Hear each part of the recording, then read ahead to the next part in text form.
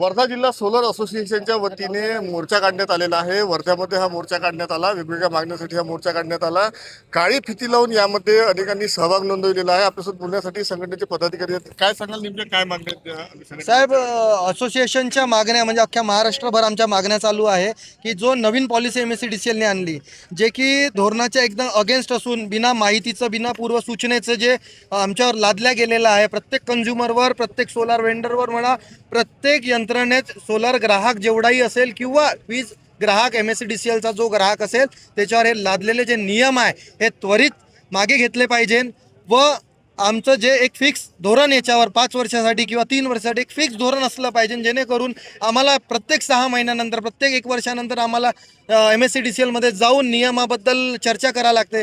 आणि आज शोकांतिका ही आहे की त्यांनी नियम काढले पण त्यांच्याच अधिकाऱ्यांना माहीत नाही की नियम काय आहे। मग त्यांचा अधिकारी एक कुठलं तरी लेटर वाचून त्याच्यावर काहीतरी वेगवेगळ्या ऑफिसमध्ये वेगवेगळे नियम बघायला मिळते। याच्या सक्त खिलाफ म्हणजे एकदम अगेन्स्टमध्ये आम्ही आंदोलन केलेलं आहे। आमच्या मागण्या एकदम स्पष्ट आहे आणि या झाल्या नाही तर तीव्र आंदोलनाचा आम्ही इशारा देतो। कुठल्या मागण्या आपण यामध्ये बघा, गेल्या 13 तारखेला जे MSEDCL ने धोरण लागू केलं ते पूर्णपणे वापस घ्यावे।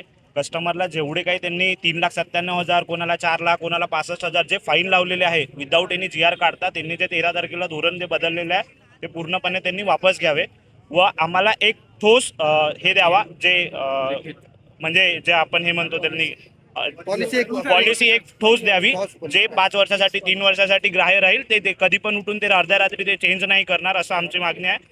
जे पहिली होती ते पूर्ण धोरण वापस घ्या, दुसरं आम्हाला ठोस पॉलिसी द्या आणि तिसरं जे कस्टमरला जे त्यांनी व्यतिरिक्त बिल लावलेलं आहे विदाऊट एनी GR त्यांनी जे फाईन मारले आहे ते पूर्णपणे त्यांनी वापस घ्यावे आणि सोलारवर बॉन्डिंग नाही लावावी की किती जनरेशन करणार, किती चमकणार। आपल्या विदर्भात खूप चमकतो, आपल्या विदर्भात खूप जनरेशन होते, म्हणून त्यांच्यावर जे कॅपिंग लावली आहे किती जनरेशन केलं पाहिजे ते आम्ही कसं ठरवणार, कस्टमर कसं ठरवणार।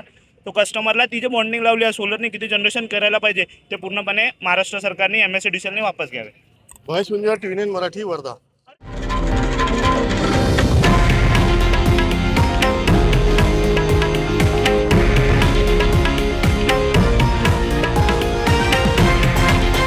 हे आहे देशातील नंबर 1 न्यूज नेटवर्क आणि आपण पाहत आहात TV9 मराठी, एकमेव।